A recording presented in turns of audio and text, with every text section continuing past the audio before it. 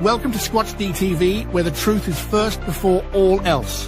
Join your hosts, veteran investigator, TV personality, and author Steve Kulls, and from the Kentucky Bigfoot Research Project and the Kentucky Fried Fixes channel, Chris Bennett. Sit back and prepare to take yourself on a journey with the longest-running Bigfoot podcast, Squatch-D TV. Here are your hosts, Steve and Chris.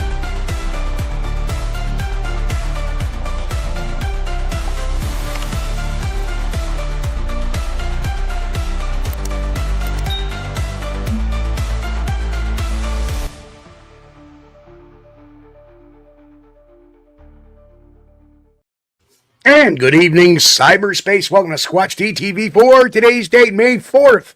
Oh my God, it's May. May the 4th. May 4th, 2025. I'm your host, your guide, the Squatch Detective, Steve Kulls, along with my co-host right down there, Mr. Chris Bennett. Hello, Chris. How you doing? Steve, man, it's good to see you, bud. Yes, sir. It's been a little chilly here and rainy all weekend. You guys getting a little wet weather up there too, maybe? I was thinking. Hang on, the bird clock's going off. Oh, okay. Well, I kind of like the bird clock. Is it the dove this time? No, it's at 9 o'clock. It's the cardinal. The cardinal, okay. Which coincidentally was my mom's favorite bird, and I have pretty much a cardinal in each room, something that belongs to her because she used to collect these cardinal things. So. Kentucky state bird right there, the cardinal. Sure is. Sir. Love them cardinals. They're pretty. Blue Jays are pretty too, but they're kind of noisy. Both lousy baseball teams. Oh, man. Oh, so anyway, apologize not doing shows during the week this week. We had a little bit of an upgrade at work. And it was causing me to get done like an hour and a half, 2 hours later in the day because it was just so much process. There was a lot of glitches in the system. So it would delay me getting out of the warehouse. Oh, it's great. The thing they put in at work to make your life easier ends up extending your time 2 hours. Oh, let me be very clear. It's not made to make my life easier. It's made to make somebody further up the chain's life easier. Oh, well, of course then. Because it's not making my boss's life easier. We're not worried. The people on top of the hill not worried about the people coming up the hill. That's right. Long as the water gets here, we're good. That's right. So anyway, so that's the reason why my absence. And, the last couple of shows, I've been really beat and tired. And I know I look kind of rough to some folks. So, but no, I am doing very well. The assistant's giving me that side eye type of look here. I don't know why. But no, we're doing very well. It's hard to be really energetic when you just come off a day of work. It can be. And that it can be. And it caused a little concern about you from some people, But and truthfully, my wife works a second shift, so I work kind of screwy hours. I start at noontime, and I'm usually done and home by 6:30. Actually, I don't even start till 12:30, to tell you the truth. And what ends up happening is a lot of times I end up taking a nap just prior to the show. So I look like I just got up a lot of times during the week. Because I literally have only been up like an hour. Because the wife comes home and then I'm up till 2 or 3 in the morning when she decides to go to bed. So, and then I'm up at the bright and early hour of either 6 or 7 o'clock, 8 o'clock in the morning and doing my thing till I have to go to work. Well, back in the day when I was a kid growing up, Mom worked day shift and Dad worked second shift. So they hardly ever got to see each other. They had a happy marriage.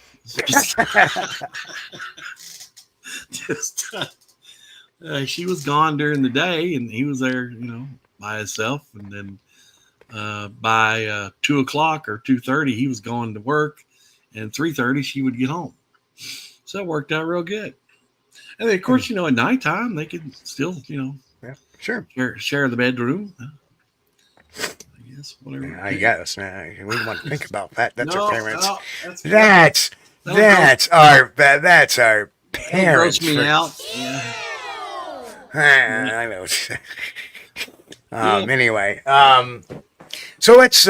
We have a hell of a show lined up for you tonight. We're going to be talking something every Bigfoot believer should hear, and this is a dive into the the psyche of the North American Bigfoot believer, kind of. And the media misrepresentation of that. I got a great article. Well, I got an article here, and I got some great points to make of that article.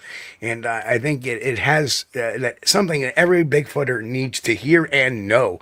This is the way we combat this ignorance within the media and ignorance within the general public.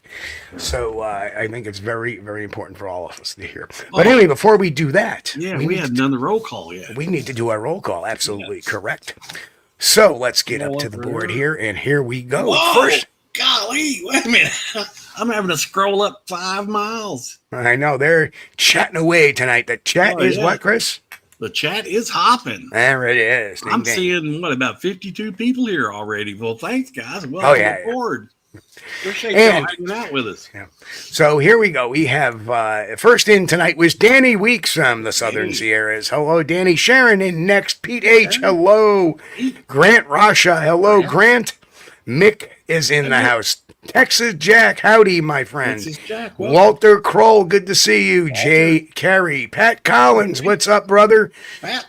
Karen Fisher, the Beatron, Sandra Piper, Gary Johnson Sr., hello, Gary. Roy Longley. Hey, Roy. Grasshopper, what's going on? Traveling with Jim, my good buddy Jim Lansing, how are you? Lori Gibbs, hello. We've already said hi to Sandra Piper. Arthur Watch, hello, Arthur. Jen, our bouncer, is in the house, hello. And I'm sure her office assistant, Baron, is nearby. Ron Meldrum, what's going on? Welcome. The Bat Mom, Tessa, hey, yo, what's going on? Tessa, Roy, I think we said Roy Longley.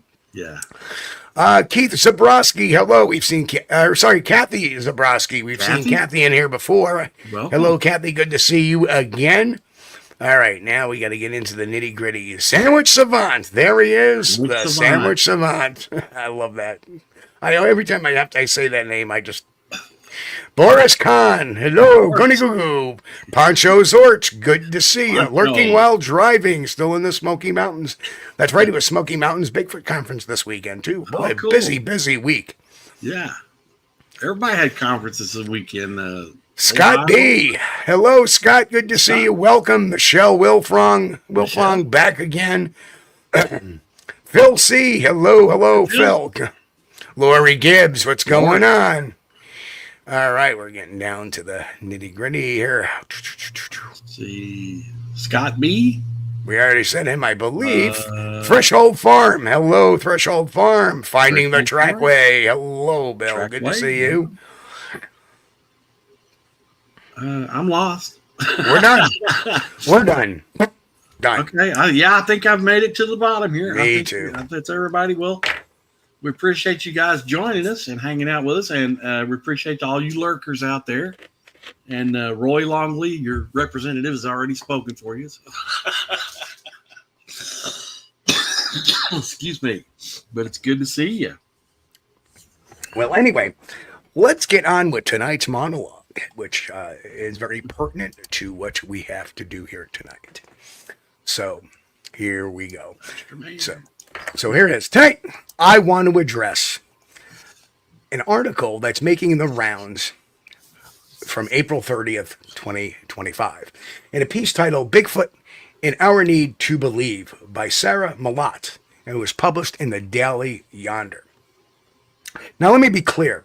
I appreciate anybody taking the time to write about Bigfoot, especially in mainstream media and national media.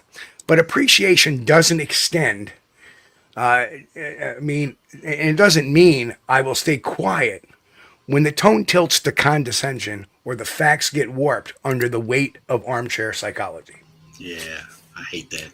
In this article, Malott suggests that belief in Bigfoot is less about biology or evidence and more about a psychological yearning, a kind of spiritual nostalgia for wilder, untouched North America. Bigfoot, in her eyes, isn't a real creature to be investigated, but a symbol of our need to believe in mystery. an emotional placeholder for the natural world we're paving over. That might make great for poetic copy, but it does a disservice to the decades of real investigation, field research, and yes, even scientific inquiry that has gone into this topic. And I speak from experience, not just as a man who spent over 25 years investigating sightings, footprints, vocalizations, across this entire continent, but also as someone who has taken on the hoaxers head on and separated the fantasy from the forensics. Now, Sarah admits she isn't interested in whether or not sightings are verifiable. She's more focused on what they say about the American environmental psyche, as she puts it. But here's the problem. When you start your investigation from the assumption that the subject isn't real, every conclusion that follows becomes inherently biased. That's not curiosity, that's narrative engineering. She references the BFRO database with a bit of sarcasm sprinkled in, suggesting we need to take the data with a boulder-sized grain a boulder-sized grain of salt. But nowhere does she address how that data, while self-reported, is often followed up with interviews, site visits, and corroboration. Nor does she mention the forensic audio studies, the track castings, or the hair samples that have defied classification. She cherry picks anecdotes, but ignores the hard evidence. And that's a recurring issue in how the mainstream media covers this topic. It's easier to wrap Bigfoot in a blanket of folklore than it is to admit that there might be a real uncharacterized species walking amongst our forests. Because if Bigfoot's real, then the scientific establishment has missed something. And that's uncomfortable. It's easier to turn on us, the researchers, the believers, into cultural oddities than it is to engage us seriously. Sarah ends her piece with a tongue-in-cheek musing. Maybe the strangest possibility is that all of us, people from coast to coast, are hallucinating the same ape-like figure. To her, that's fun to ponder. To me, that's a missed opportunity. Because behind every good story, there's a truth waiting to be discovered. And behind every mocking headline or poetic metaphor, there is still a question that deserves an honest answer. We don't investigate Bigfoot because we need to believe. We do it because something is out there. And some of us have that resolve to look past the smirks and dig into that mystery. So tonight, let's talk about the truth. Let's talk about the evidence. Let's talk about science. And let's talk what really drives the North American psyche, not fantasy, but the undeniable human drive to know. And that's my monologue for the night. So. Oh, yeah. Yeah, I never heard of this writer, Sarah Malott. Of course, I don't really read the Daily Yonder as a rule. Yeah. But, I read through there, and it's kind of like, I think she just did this as a throw-together assignment. Yeah, I think so. Let's spend 5 minutes and write an article. Not doing any real research, But again, what I say is very, very true, is that it's based upon, a lot of it is based upon just general ignorance on the topic. Yeah. Yeah. Well, everybody, Sandwich Savant says it's called curiosity. All sentient beings have it. Yes, that's true. Right. And, we are interested in mystery. As humans, we're kind of like, we want to find out things because finding out things helps you survive. And of course, the only book she really focuses on is that John O'Connor, The Secret History of Bigfoot. Again, another biased piece. Yeah. While looking for, O'Connor is a Bigfoot skeptic. Boom.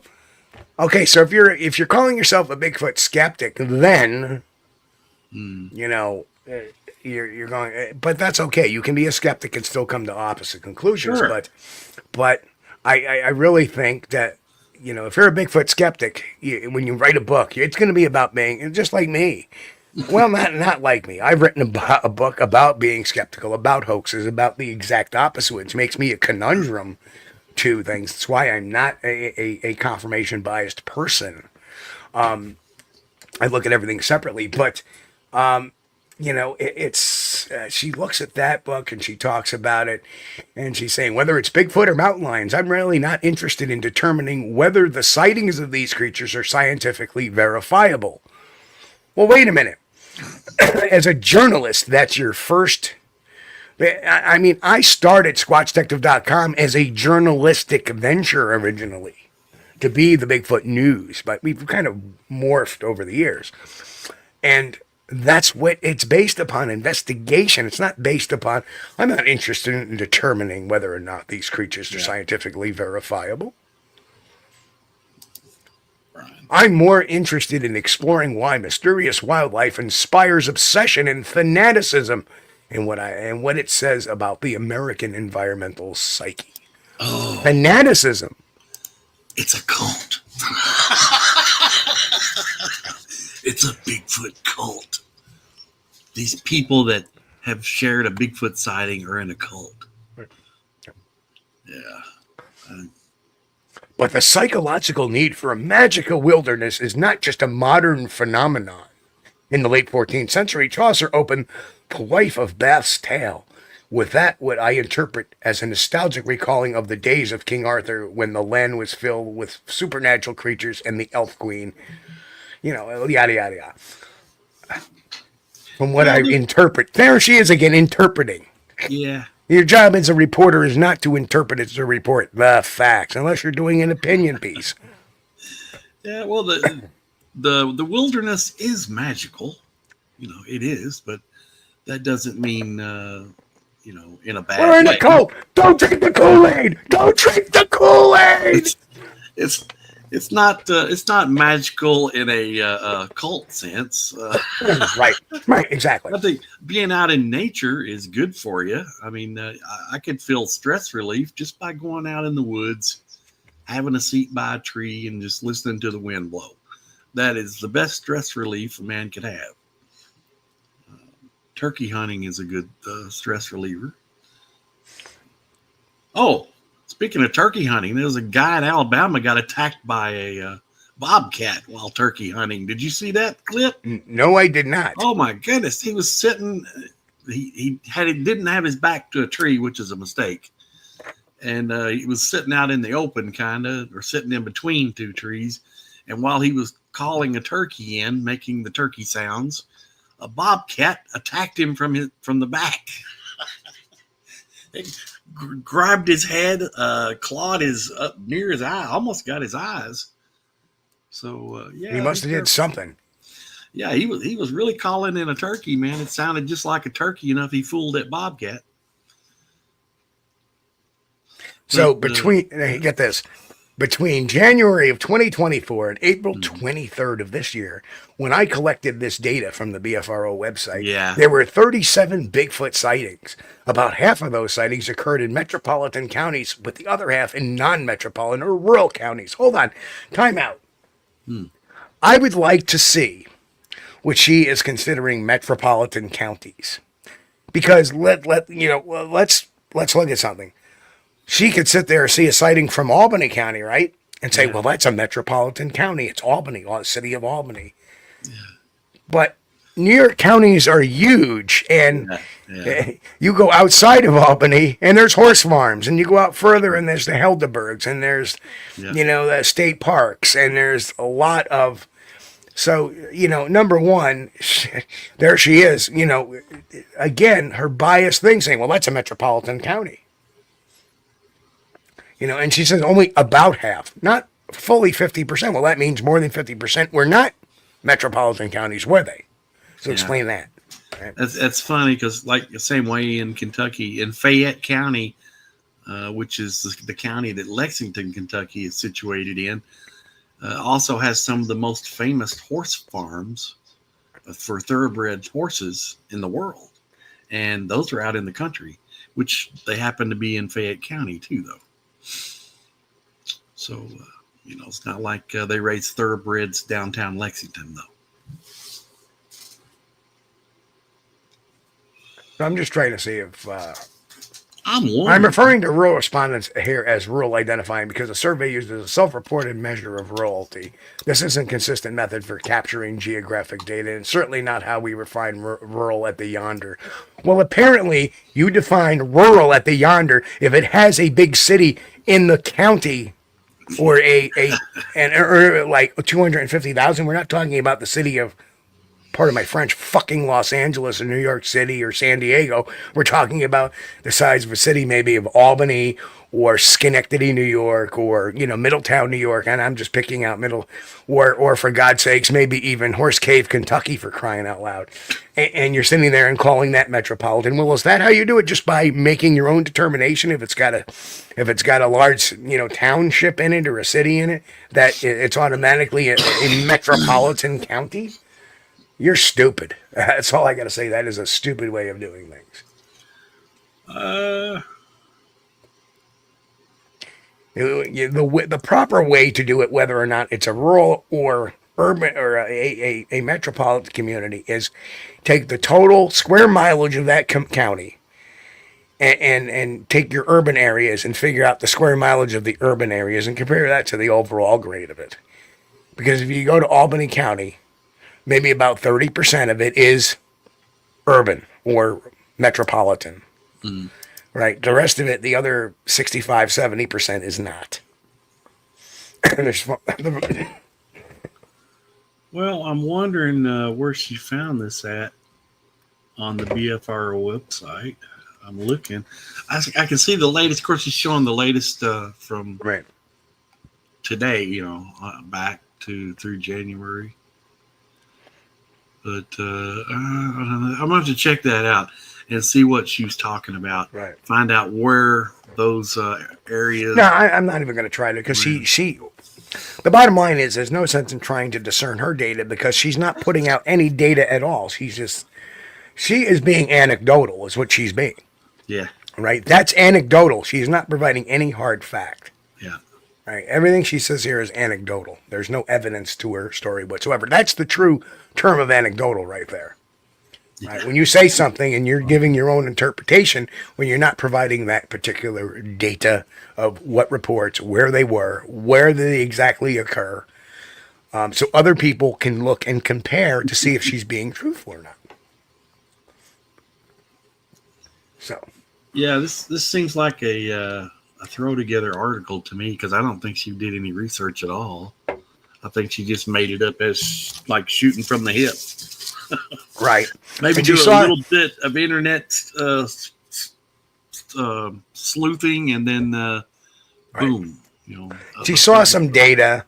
She saw some data, and she decided to put her own biased opinion on it. Yeah. Based on some really glossed over facts. Ron's got it. Ron Meldrum said she's pretending to be academic without being entirely unacademic. Correct. While being entirely. Correct. Sorry, babe. No reading glasses. Well, that's okay. All right. So let's. So the article frames Bigfoot as a myth, not possibility. Okay.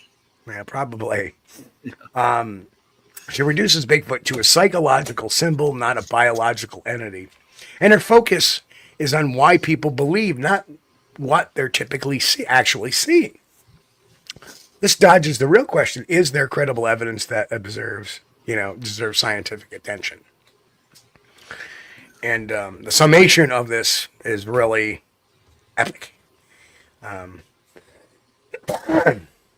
The need to believe trope is patronizing, and that's what it is. People have a need to believe in something. That's a trope. That's gaslighting at best, right? Because you're telling somebody that their experience is just a need to believe. That is the quintessential gaslighting, right? So if we want to use that new modern term, gaslighting, there's a great example of which she's doing in this article is gaslighting. The implication that rural people are clinging to folklore for comfort ignores the investigation rigor behind many reports. It equates witness testimony to emotional escapism, which is dismissive in lazy journalism. And you're right, Chris. You said you think this was thrown together. This is a great example of lazy journalism. Mm-hmm. And that's something I've noticed as well as too.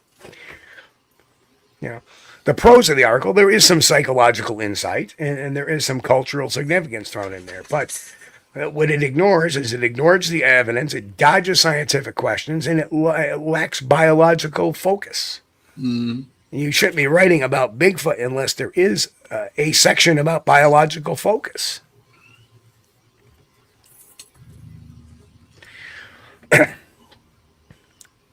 So, misrepresentation of the BFRO data. This article pokes fun at the BFRO's data collection while admitting to using it as a source. If it's a joke, why are you using it as a source?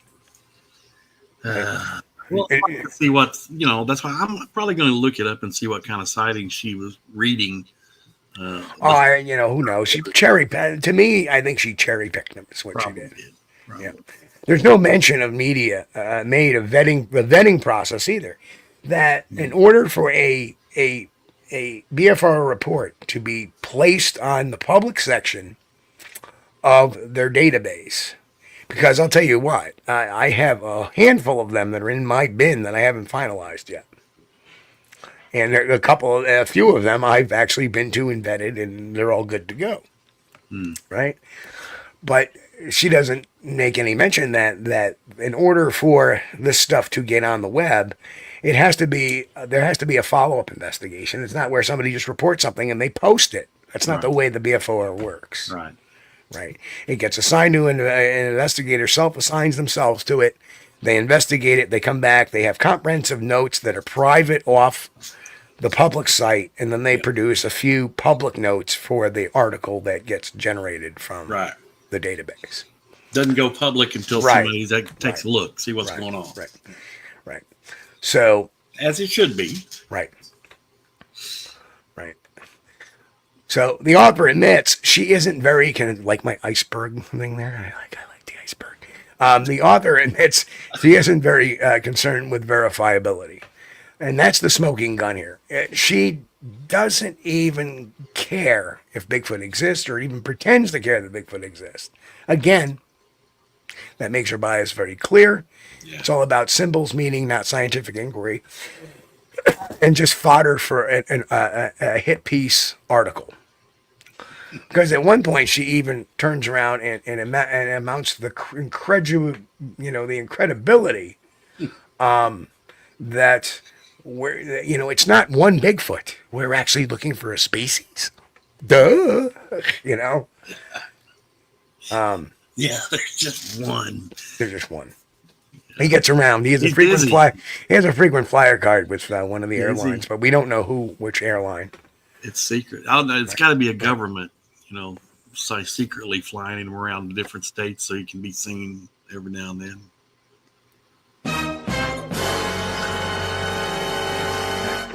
Chris mentioned the government. Let me get my tinfoil out.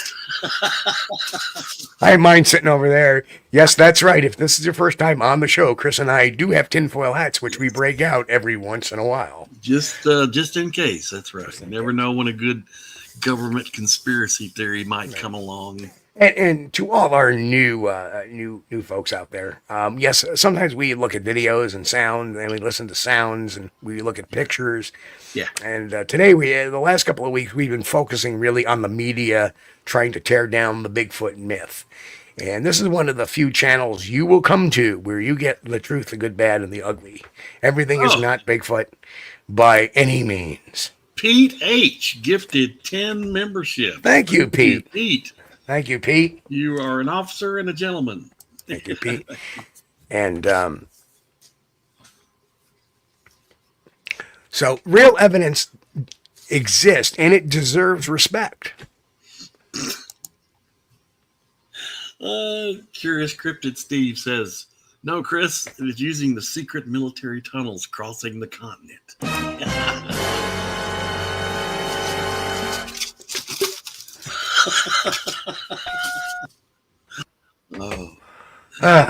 Man. No, actually, they hitch a ride with this guy. Get me a Snapple. Yeah. Anyway, Hey, related on Mountain Monsters, I think is what the show. there's a great source of information. Yeah, when they did that episode about the Mammoth Caves, it was their theory that Bigfoot's like travel through the caves. You know. Yeah, I know.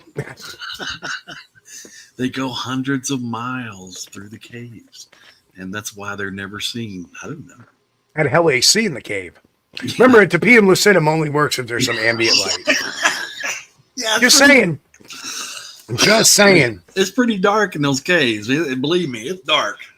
When you get in there and if your flashlight goes, I know what it is. They grab the little helmets with the lights on and they walk through. You know, the ones that are all mounted on before you go in.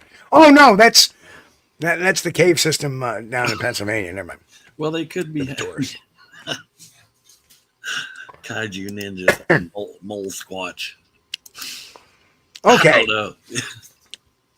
They would definitely have to have a good night vision. Real evidence deserves respect. Track castings with thermal ridges, audio spectrograms showing vocalizations outside the known animal ranges, and eyewitness testimony from law enforcement scientists, hunters, and et cetera, et cetera.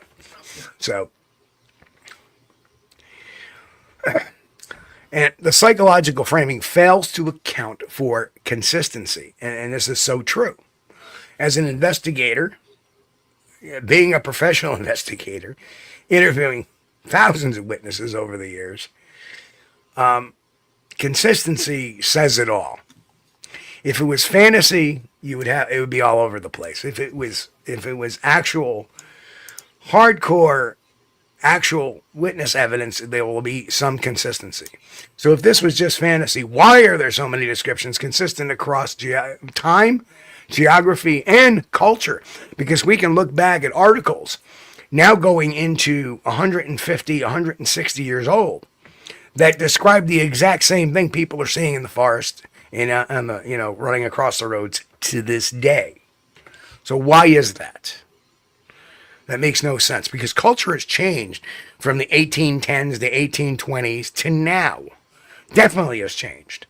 Technology, family structure, customs, mores, they have all changed over the last 100 and some odd years. But people are yet still seeing the same thing. So if this was a psychological thing, it would have twisted. But people have seen wild men for years. They called them wild men. They called them bear men. They called them, it looked like to be baboon-like. Or, when only the baboons were known. Then when the gorillas were found, they say, well, it was very gorilla-like. So maybe part of that description is the cultural thing, is the reference. And there's the cultural aspect of this, is the reference to what it may be. It looked like a bear man. It looked like a wild man. But as the other animal discoveries, we're getting closer and we're zeroing in on what a Bigfoot actually looks like. And that's why people say, well, it looks kind of like an ape, but it looks kind of like a human. And see, we're narrowing that focus in on what it actually looks like.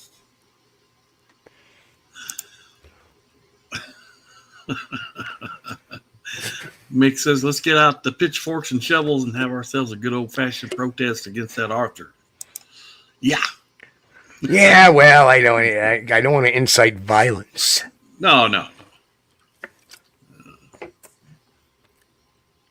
Maybe if we all get a bunch of kazoos and do. Yeah, I just don't like people that write stories like that. Yep. Well, that's why, well, thanks to my new search tools that I created. Yeah. We're getting some good, everything everything written about Bigfoot is popping now. So and here it is. The real psyche issue here is, and this is the groundbreaking stuff here. The real psyche issue with the Bigfoot mystery is scientific arrogance. Right? Dismissing an unknown hominin because it challenges existing paradigms is anti-science. And the psyche we're studying is the scientific community. It's fear of being wrong.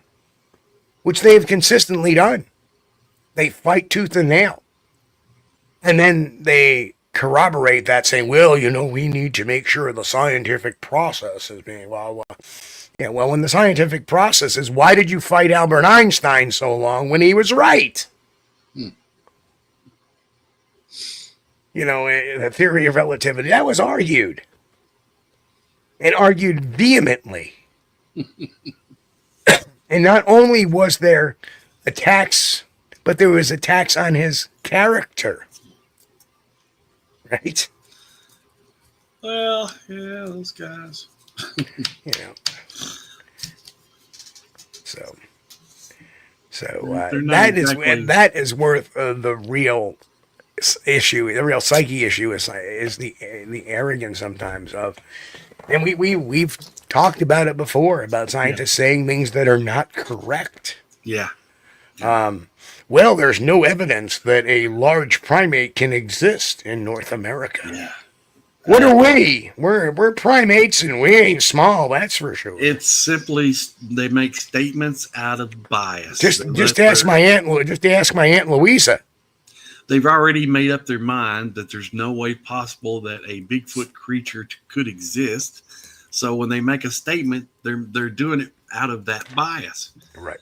And without, looking at obvious things like, there's enough food for bears here to exist. Well, there's more than likely there's enough food for Bigfoot. Well, that whole food argument kind of went away when people started pointing out and making them look kind of stupid about that. Yeah. Well, wait a minute. Saying there's no bear, but a bear needs a black bear in New York State needs 15,000 calories a day for 3 months to survive its hibernation cycle during the wintertime, which is only about 3 months. Yeah. So that's only 5,000 calories a month necessarily it lives off of. And guess what? A 500 to 600 pound primate lives off of to maintain its body weight about 5,000 calories a month or a day. But anyway, I digress. I'm getting my numbers a little up. But it's been proposed and theorized that these creatures have a longer gut, and so they could digest woody substances that like we normally couldn't. Our digestion over time as a Homo sapien has changed because of our eating habits and evolution. So as we eat cooked foods, our stomachs become more prone. And guess what? Before we cooked our food, we could eat raw meat. We could eat all these things. We had those mechanisms within our stomach to filter out food poisoning, stuff that would give us food poisoning today. And because of our evolution, we have kind of gotten away from having that protection. Whereas the chimps and apes and gorillas and orangs and they have a much more robust ability to eat things and roughage and stuff like that we would just tear us apart because of our evolutionary process. And one would think that a Sasquatch would probably have very similar mechanisms, being out in the woods and what it eats and what it would forage on. I can't imagine how it would be to live the life of a panda and existing only on bamboo. Now, don't get me wrong, I like a few bamboo shoots in my stir fry every now and then, but I don't necessarily single it out. Well, look at my Uncle Louie. He lived on scotch. Yeah. Well, alcohol has a lot of calories. It does. But unfortunately, I don't think they have my availability. My Uncle Louie, he drank martinis all the time. We never stopped drinking martinis. In fact, they asked him for a urine specimen. They found 2 olives in it.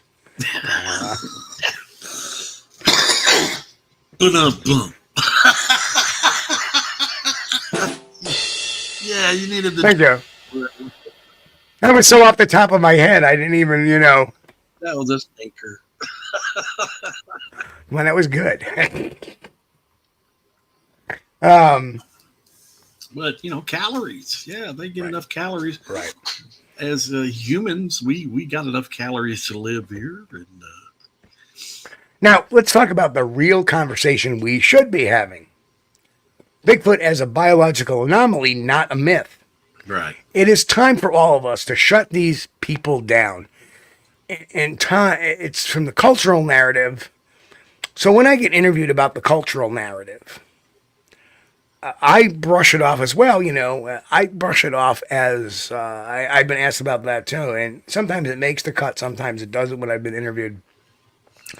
And I just tell them, well, there are a lot of Native Americans that give them mystical properties. But then again, there was a lot of Native American myths and culture and folklore that gave a lot of different animals these spiritual, abilities, like the wolves, the eagles, right. The bears. They all had these different spiritual type of relativities.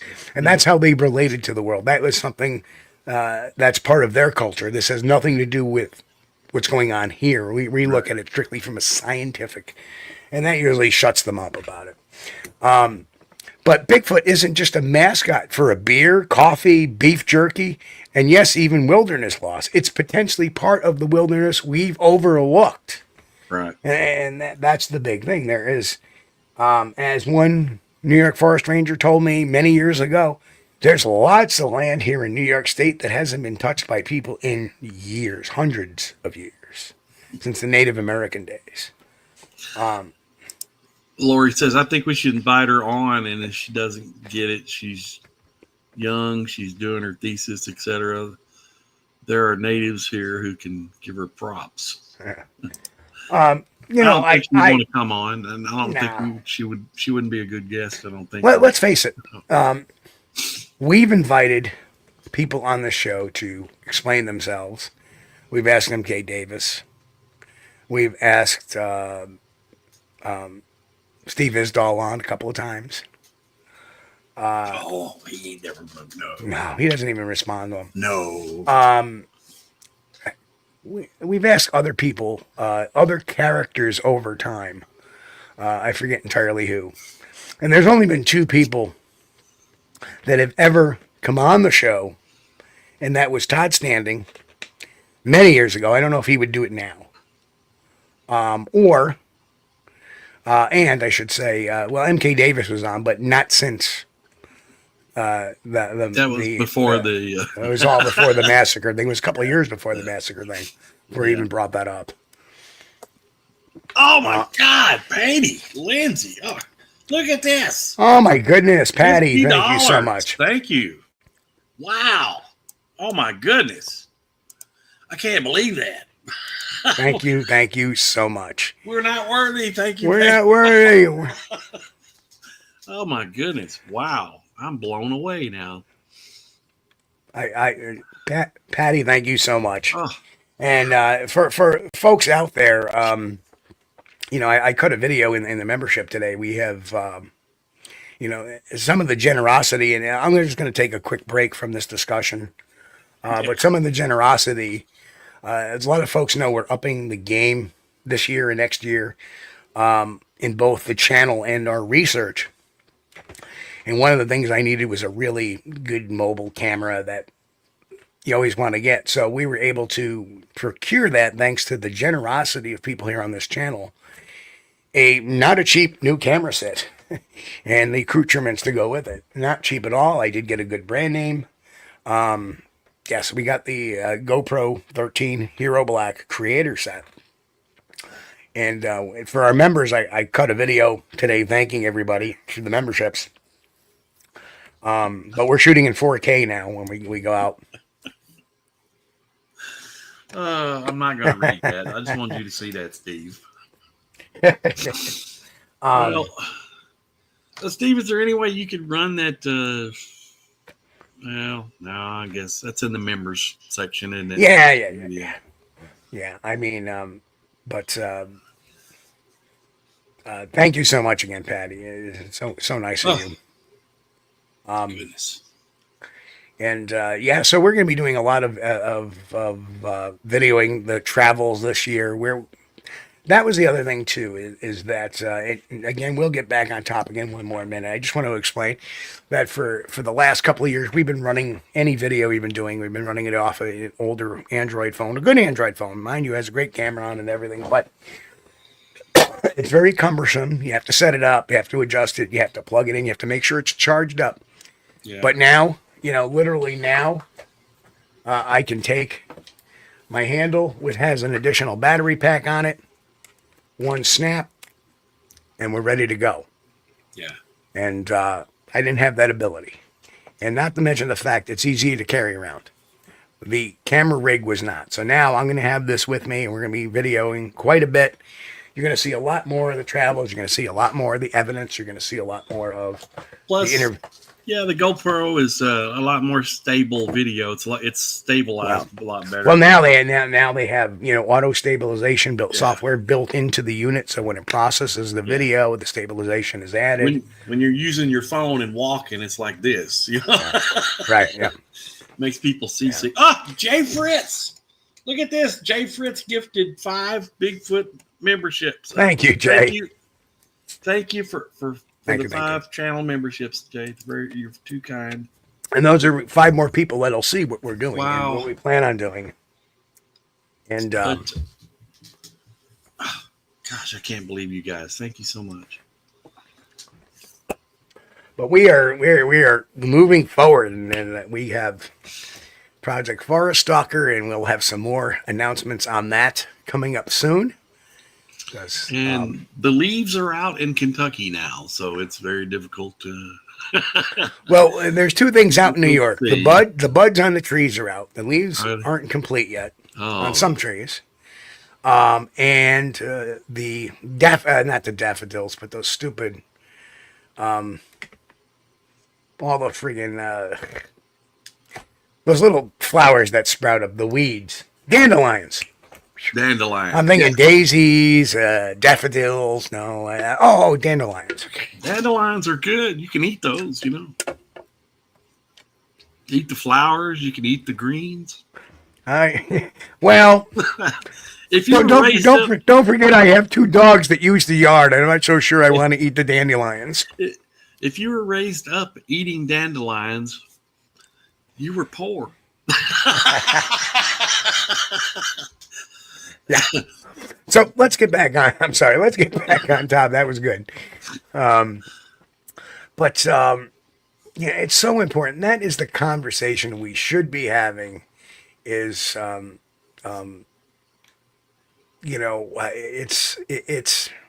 biological, not a myth. Let's move on from that. And finally, let's stop asking why do people believe. How about asking instead why does credible evidence keep getting ignored? Why does mainstream media, conflate belief with delusion? Because that, if you think about it, that is the whole purpose of that article. If you say Bigfoot, you're delusional. It's your psyche making it up. Okay. My New York comes out of me when I think about that. And you know what my thought on that is for my New York attitude? Part of my friends, if you have children around, guard them from the TV.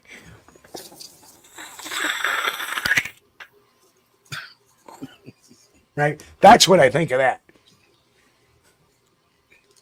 Because I saw it twice was not delusions. And this is coming from somebody that really has no, and I know Chris is not delusional. I know Jay Fritz is not delusional. Gary, we're still a little on the fence about. I kind of wish I hadn't seen any. Just kidding, Gary. Just kidding. I wouldn't have to worry about it now if I hadn't seen one. Right. But after you've seen one, that's it. You're hooked. Right. You got to figure out what was that. I don't want to get railed on by Gary Johnson. I was just kidding. Mick, thank you. $5 for the thank you, Mick. Appreciate you, buddy. Now, Steve Kulls, the Marlon Perkins of Sasquatch Research, Mutual of Omaha's Wild Sasquatch Kingdom. And here's Chris wrestling the alligator. No, I'm not wrestling it. While I sit in the studio, let's go to Chris. He's going to wrestle that alligator and stomp the snake. Yeah. Oh, Lord. If you want to see a snake killing video, I'll be good at that.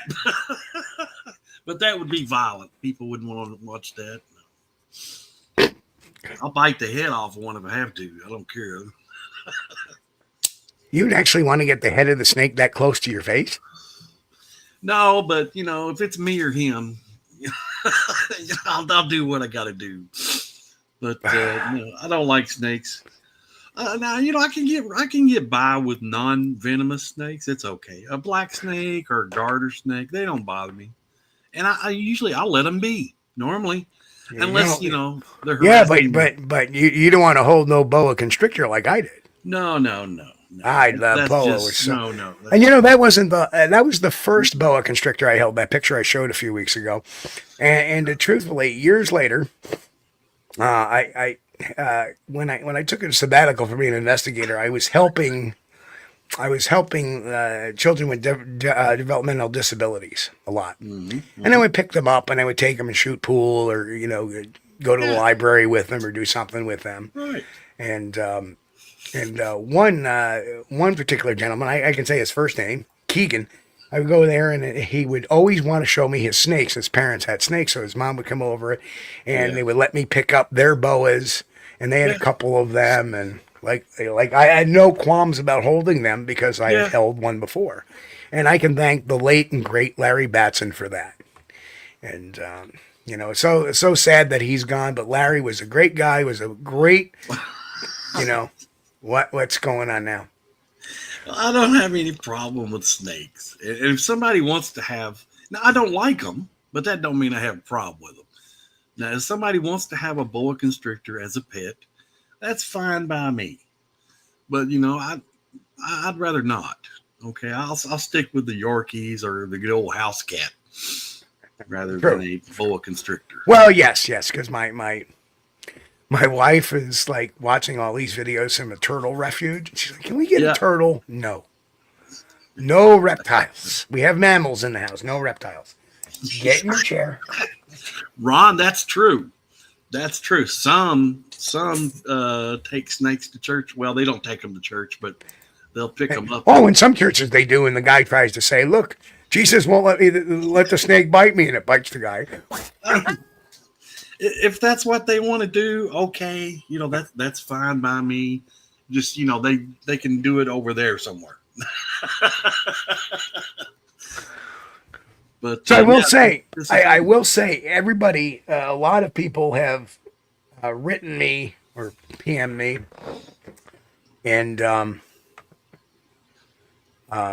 yes, I held a tarantula too, thanks to Larry as well. And it was very interesting. If you hold a tarantula, they will not bite you because they know they'll be dropped, and they're very fragile. So tarantula just walked around me, didn't have any. I've stepped on several. They make a popping sound. That's right. There's Mick too. There's Mick talking about Larry. So before we go to our break, and I got a Larry Batson story. Yeah. So Larry's like, "Oh, you want to see what I got in the bathtub?" Wait, you got another thing in the bathtub? Oh yeah. So I go in his little cottage. We were at the We Want You, great place by Peter Weimer. So if you ever out in Western New York want to get some fishing done or anything, there he has a great We Want You Cottages, has a great little fishing place there. And I go into his cottage and I look in the bathtub, and there is about a 4-foot alligator in the bathtub. Alligator. An alligator. What state are we in now? We're in New York. He had an alligator in New York. Well, yeah, and he's from Indiana, so apparently, and there's zoos up here locally that have alligators in them. There's an alligator in the bathtub, and he's a little guy. He's only 4 foot tall. I mean, about that big. And as soon as the alligator sees me, I hear the infamous, because that's what they do when they get, they don't have good vocal cords, so it's not like, "Get the hell away from me, weirdo." No, they hiss. So Larry's like, oh, shut up. And he takes the alligator and he flips it over on its belly, or flips it over on its back, starts rubbing its belly, and the alligator's like, goes right to sleep.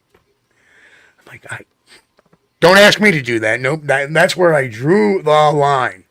Oh, no. But I have actually seen a 12-foot gator in the wild. Yeah, I've gotten close. Impressive things. I've gotten close to one on I-10 down there in, between I-75 and Jacksonville, Florida. I pulled off there one night, well, probably about 2 o'clock in the morning to, take a nature's break.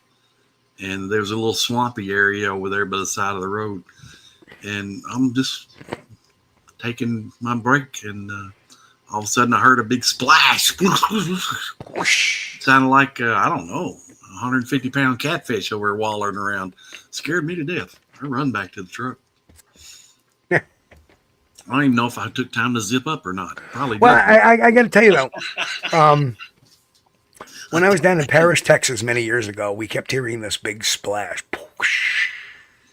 We thought something was throwing rocks into the... and then we finally saw it. It was just a huge friggin' beaver. Beaver smashing the tail on the water. No, they were jumping in the water in there, and them hitting the water was...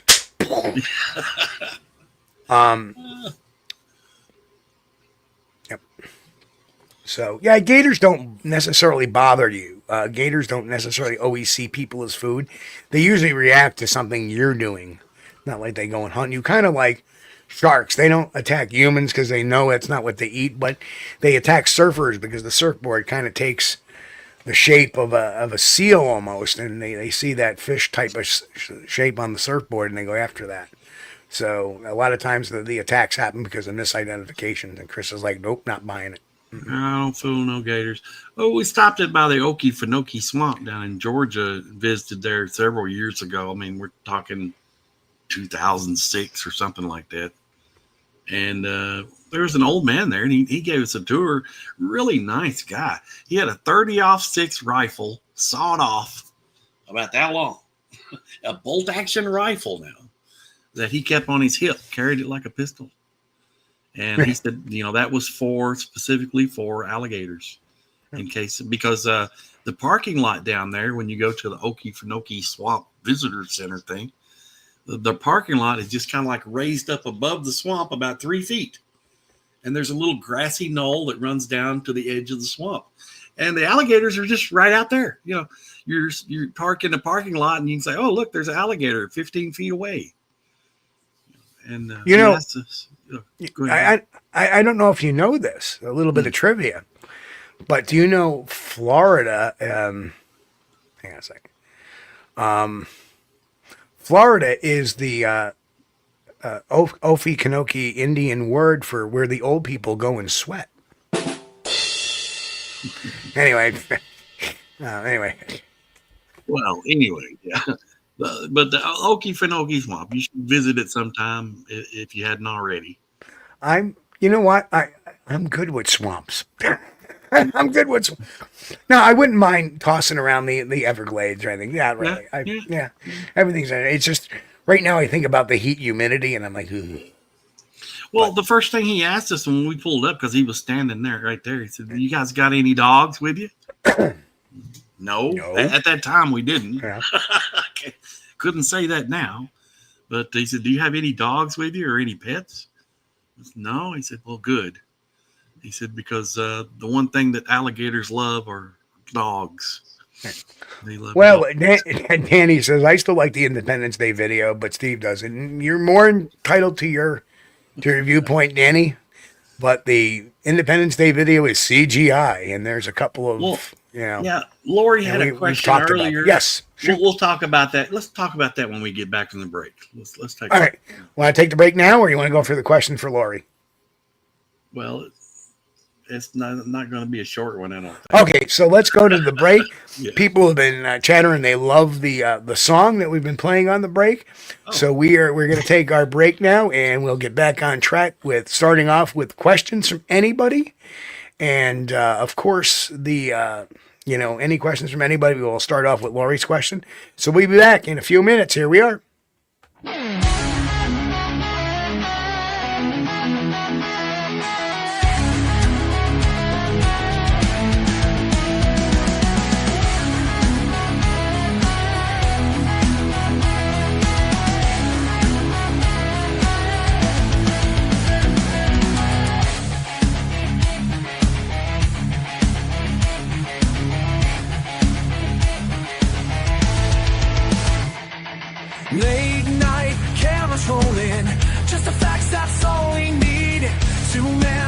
revelation, following the evidence, yeah.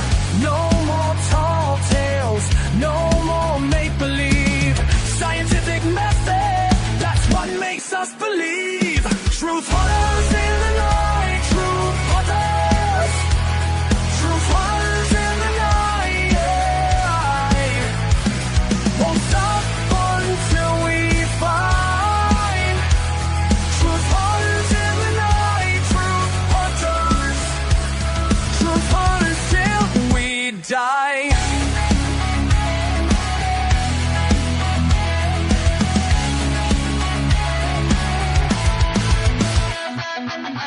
Equipment calibrated, every footprint analyzed. No room for speculation, just the data, just the signs. No more fairy tales, no more wasted time. Real investigation, that's our paradigm. Truth hunters in the night. Truth hunters in the night.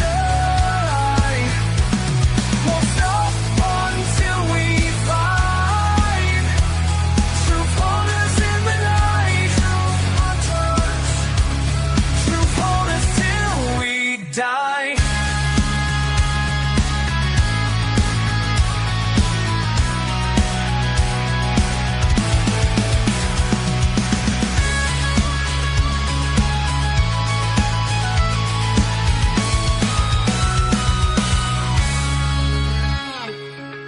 We're not here for fiction, not here for fantasy. Just pure dedication to what our eyes can see. Truth hunters in the night. Truth hunters in the night. Won't stop until we find truth hunters in the night. Truth hunters till we die. Truth hunters in the night. Truth hunters. Is Bigfoot real? Or just one of the greatest mysteries of our time? Step into the world of Steve Kulls, the Squatch Detective. With over 400 pages of science-backed theory, Bigfoot, a scientific examination, is the definitive exploration of the Sasquatch phenomenon. Dig deeper with the Squatch Detective's Guide to Bigfoot Investigations, a must-read for serious researchers. Gain critical insight with the psychology of Bigfoot, the guide to understanding Bigfoot witnesses and their claims. And then what would Sasquatch do? Volume 2, uncover what Bigfoot may have in common with its ancient primate ancestors. Explore the evidence. Challenge the claims. All books available now on Amazon.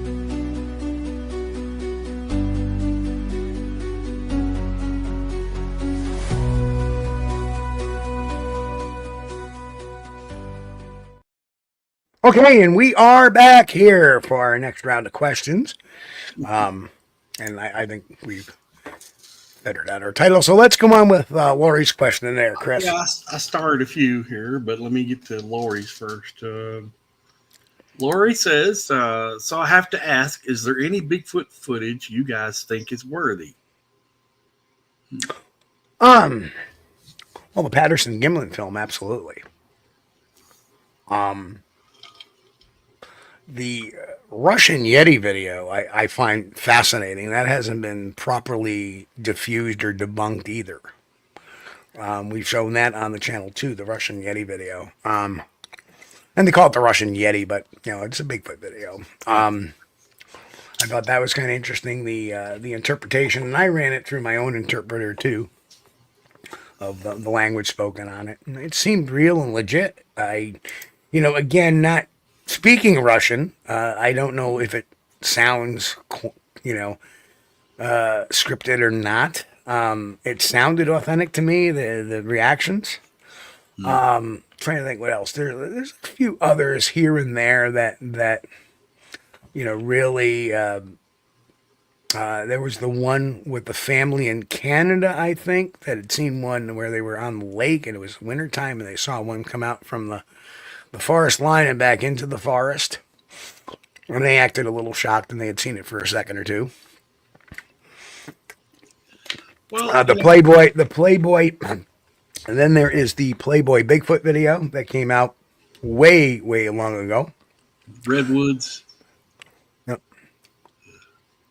That was quite interesting as well. So that one,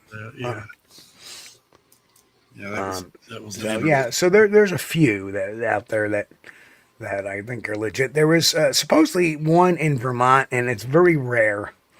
And we've had some guests on the channel that's had some really good looking thermals. A wild and weird West Virginia, or weird and wild West Virginia.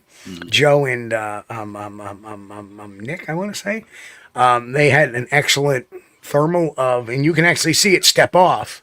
Yeah.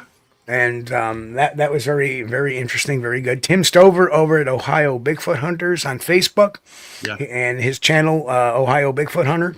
Yep. He's had some very interesting thermals over there. Yeah. I like some of Tim's stuff. And he also busted the Squatch Master. Where the Bigfoot was supposedly shaking the tree, and it was probably the guy's kid in a pair of blue jeans or something. But I like the Bigfoot Patterson Gimlin film too. I like it. I can't say if it's real or not, but I like it. There are a couple things I don't like about it, but that could be just minor. I like Steve's the one Steve brought out the prison video. Yep. Somebody asked about Stacy Brown's video. Very interesting. Again, if you look at the late great Bill Dranginis, he was a big skeptic of it. Mm-hmm. I don't know if I agree with everything he said there. So I really, that's one of those things that are in my book as possible. Mm-hmm. How about the Mike Green thermal, the squeaky video? Squeaky, yeah. I like that one because that's either the real deal or it's a hoax. Okay, there's Brian, third way. So Brian asked a question. I do. Every year at the Whitehall Sasquatch Festival, that night we have a camp out. Yeah. So we've been doing it now for I think 4 years. So absolutely get in touch with me, admin at squatchdetective.com. You want in on the action, all you have to do is show up to the Whitehall Bigfoot Festival and we'll get you all squared away. It's primitive camping, and there is an outhouse wandering around somewhere in the woods that seems to have a lot of activity going on around. You just ask Bill finding the trackway, and ask myself for years. We always seem to have stuff going on around that outhouse. Don't bother me while I'm in the bathroom. Yeah, it makes going, Oh, no. Yeah. I like the idea of going off somewhere in the middle of the woods, privacy, and the point of the thing of being bothered while you're trying to do your nature call. I hate that. So the Whitehall Sasquatch Festival, I believe this year is, let me just double check. We don't want to put anything wrong out here. I'll put the dates up here real quick.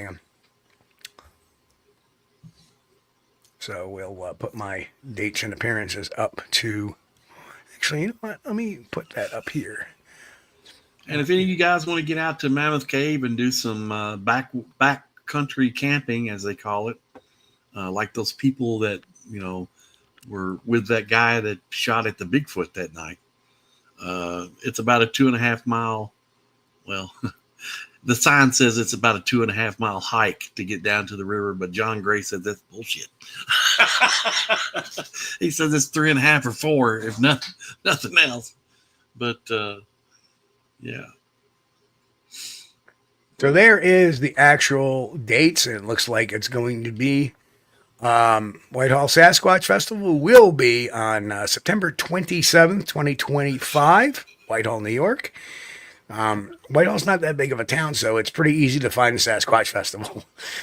Because really there is only a few, you can come in the north from 22, you can come in from the south on Route 4, you can come in from the east on Route 4. Other than that, there's no other way to come in or out of that place. It's kind of like hey, Jen, put Jen's comment up there.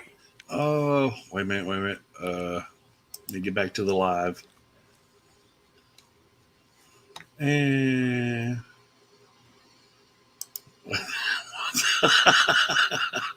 that one. Yeah. Jen says it's very uncomfortable going experience at that outhouse. Oh, yeah. I don't think I would like Bigfoot bothered me. And I think there was a scene in a movie that was Boggy Creek, where I think that Ford man was in the outhouse. And no, I don't think it was out. It was actually the bathroom of the house. The bathroom of the house. Yes. Well, it was on the can. And then, you know what? There's nothing being more at a disadvantage than having your pants around your ankles, sitting on the throne, and something coming in there, and you know. Oh, Gary. I'm sorry. I had to put this up. Gary Johnson Sr. says, "What is Bigfoot really about? Fame, glory, money, Mr. Kulls? What's it really about?" Certainly ain't about the money. It's not. No, it's not about the money. If you go into Bigfoot to make money, man, you're. Oh well, I'll tell you what. Rick Dyer probably has made more money than anybody else by scamming people. By scamming, yes. By scamming, yeah. By scamming, yeah. You know, look at the clickbait. You see the clickbait-orama on YouTube. Yeah. Right? We try not to be very clickbaity here. No. We may have some clickbaity titles. We may have some, but as far as the actual content, we try to put up real analysis, real stuff, and we don't sit there and say, "Hey, you know, we did for a while. You know, what do you think of this? Is this really a Bigfoot? We tried that." Yeah, it got boring to me. Yeah, I like doing the analysis, but it seems a little dishonest when you do that. You know, right? When you already know that it's nothing to it, right? But when you have something that's like questionable, and you're asking for an honest opinion, I know I did a bunch of comedy videos on some of those. That's different. Yeah, that's different. We did a bunch of comedy videos on those, like the Monday Morning Bigfoot. We did that for a few months, and we do run these little shows every once in a great while.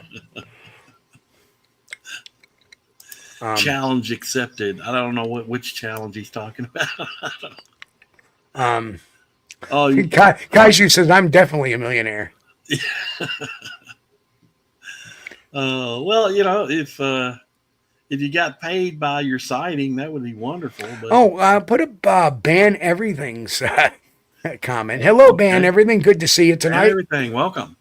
This Ban Everything. I'm not afraid of the woods, and I've camped alone in swamps. But I went metal detecting deep in the jungle on the Louisiana side of Sabine River, and suddenly got very scared and left. Well, wow, man, I'll tell you, I have been in the Honey Island swamps, in Louisiana. Ugh. In the daytime, it's creepy. At nighttime, it's.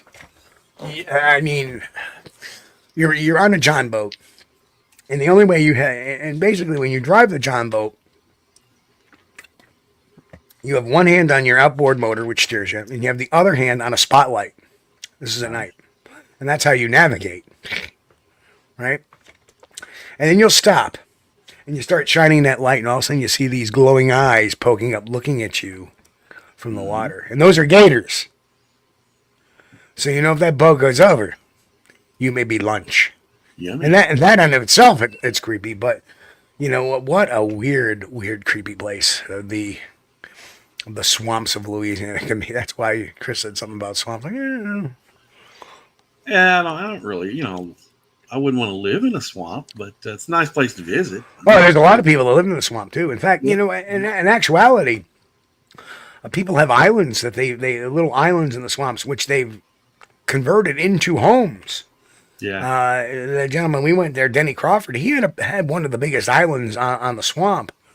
And he had a beautiful house. And you go into the middle part of that island. Like literally, you walked a quarter of a mile and he had a lake in that little swamp.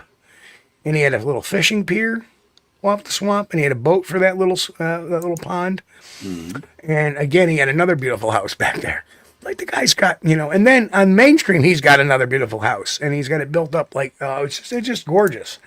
And then you go to the front of his house, it looks like a compound because he's got like a 10-foot wall in front of his house and gates, no trespassing, stay out, yada, yada, yada. Barbed wire on the top of it.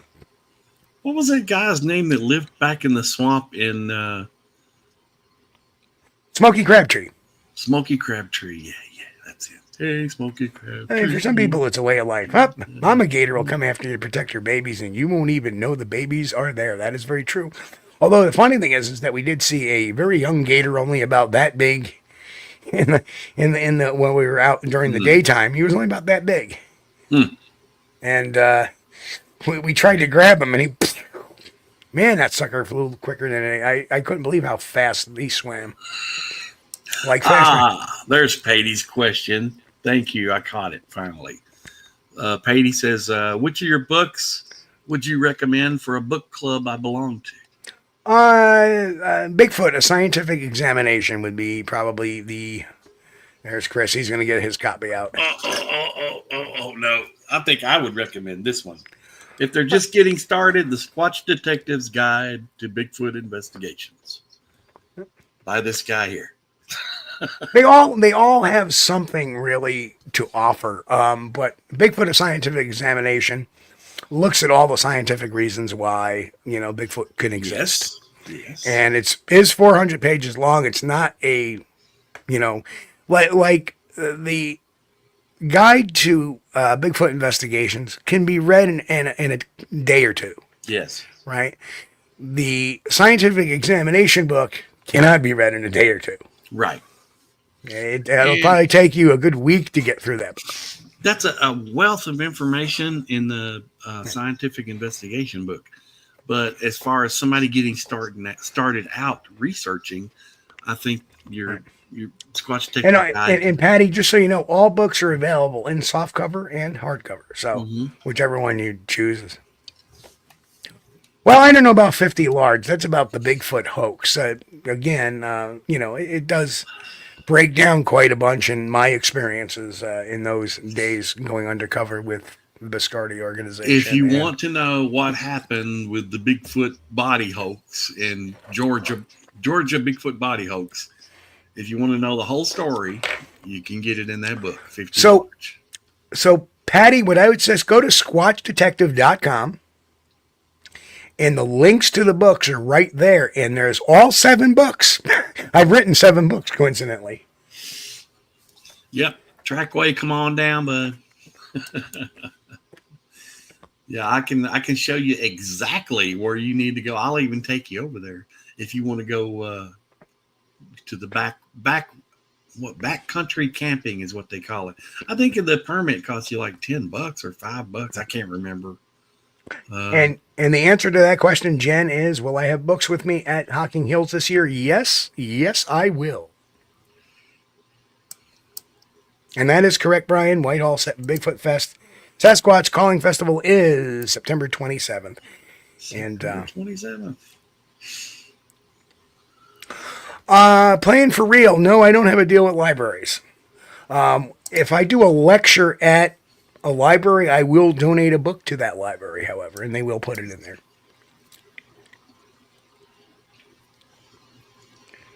Let's see. Ban Everything says, I was camping on an island in the swamp one night with a whole chicken roasting over the coals, dozing off, and 3 coyotes tried to get the chicken and nearly stepped on me.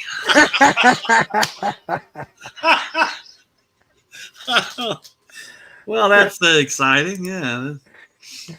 They love the smell they're so timid, too. You go, what the hell? They was interested in that chicken. That's good. Canines scatter around, yeah. That's better than them being interested in you. That's. Oh, wait a minute. We got some more comments. Let me get these that I had starred here.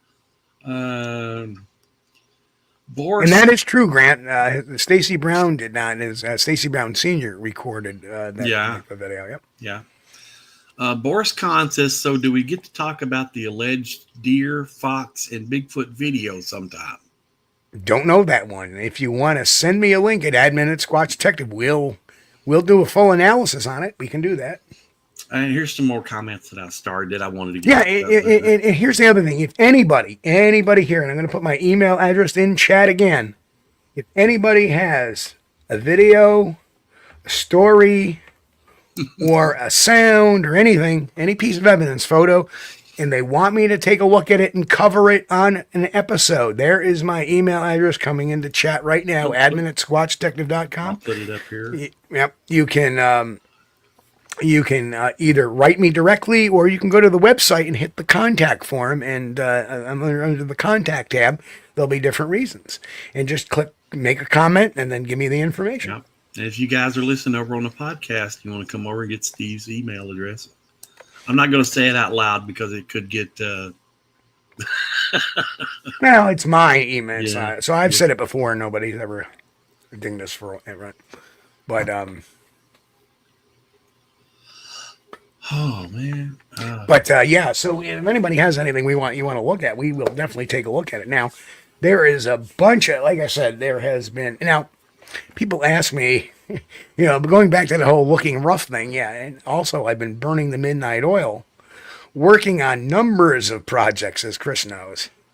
So it's been, when you spend 30 hours a week working on projects and setting things up, and, the first half of the year, the first few months of the year, I was busy writing books.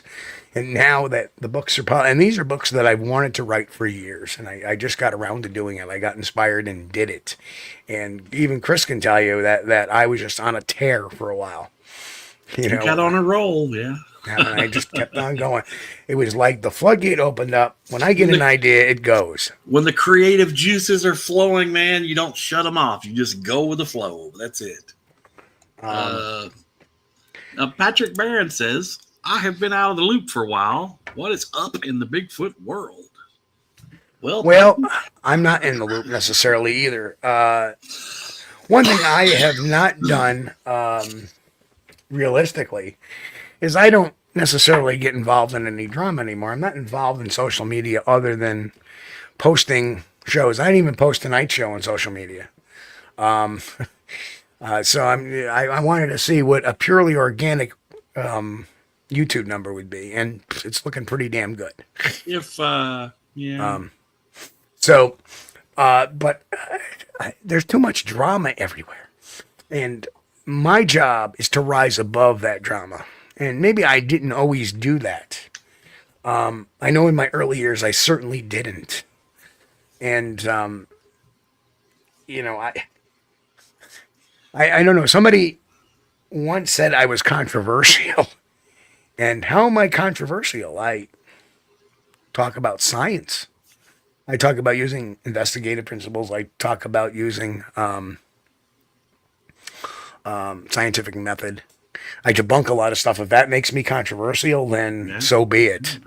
The only reason why I'm controversial is because of I have no qualms about taking on hoaxers. They want to sit there and take a swing at me. I have no qualms about taking a swing back at them and opening Pandora's box on them. And I have in the past.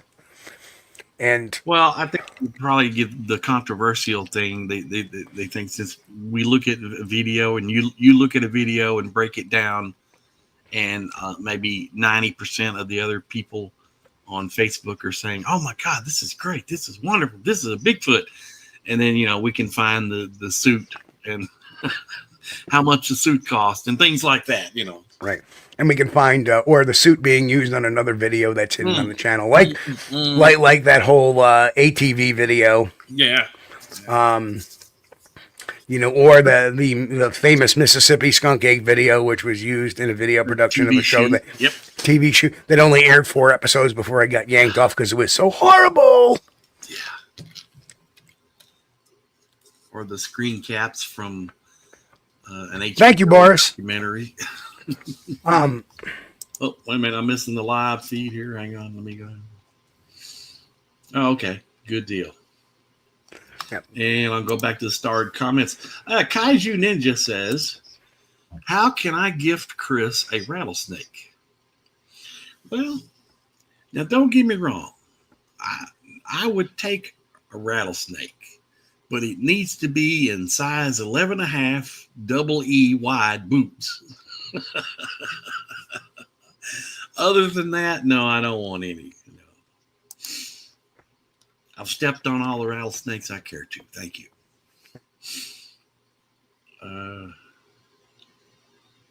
Let's see. Oh, well, Patrick Barron's got a controversial idea here. It says, here in Florida, some politicians are entertaining the thought of introducing honey badgers to kill the pythons. And I'm like, that doesn't sound great. Introducing another invasive species. That reminds me. I got a great story. So in a lot of my about, I want to say maybe 20 years ago, I was working for Home Depot loss prevention during my first tour of duty with them, and they had a bird problem in their garden center in their store because the birds would fly in under the big doors that are right. Yep. So, and it's always been a problem with birds in Home Depot, and they have. Hold that question for Outback Orchard. I'll get to that too. Okay. And they ended up deciding to bring a falconer in to get rid of the birds that are all over the Home Depot. What a mistake. There was blood and feathers everywhere. And guts and beaks and yeah. They're like, they never did it again. Oh, gross. So sometimes you think it's a great idea doing this, but it's not necessarily the great idea doing it. Let's bring a falcon in here. He'll eat all the birds. All right, that bird is full. Let's get the hungry one. We haven't been feeding him in a couple of days. He'll eat everything. Well, yeah, that's the problem. When you introduce a predator, that is also an invasive species, to take out the invasive species or a pest problem species. I think Japan did that. I think they introduced the mongoose on some island that they were having a snake problem. Oh, I think you misinterpreted that. They actually released Godzilla. No. No, this is not Toyo or whatever. This is a real thing they did. They released I'm going to say mongoose, okay, on this island. Mongoose. To take care of the snakes. Yeah. Really? What's plural of mongoose? Mongooses or mongoose? I think it'd be mongoose. Yeah. But, and they multiplied and they thrived. The only problem was they didn't really eat snakes because there was so much other stuff to eat on the island. So, it's not like a mongoose wants to eat a snake. It's just like it eats the snake because, hey, that's lunch. All right. But well, I got shot down for a book idea once too. Yeah, I was going to have a book. I called it The Grapes of Wrath of Khan. It was about two poor guys in the Depression era get a job on a starship, but I got shot down. Got to think about that one a little bit. But it's a problem. The Grapes of Wrath was a good movie. It's a problem. I thought oh, goodness gracious. You probably like Gone with the Wind, too. Yes, I did. Yes. Those are two of the most. And the same thing with Citizen Kane. The three most boring movies in the world to me. Oh, no. They're a little bit lengthy, but it's I don't think I've stayed awake for Gone with the Wind once. Oh, dude, you've probably never watched Ben-Hur, have you? Oh yeah, that's good. That's good. But as far as Gone with the Wind, frankly, Chris, I don't give a damn. And that was salty language for the day too. Yes, and Scarlett Oh, O'Hara. he said damn on the movie. Oh, give me the rating. Yeah. Oh, they that didn't have was, ratings back then either. my goodness, what, 1939 or something like that? Is a long time ago. That was really racy movie. You know, it's like, oh, scandalous. Oh. Robert Denduven. I'm not going to put that up, Robert, in case anybody's not watched Citizen Kane.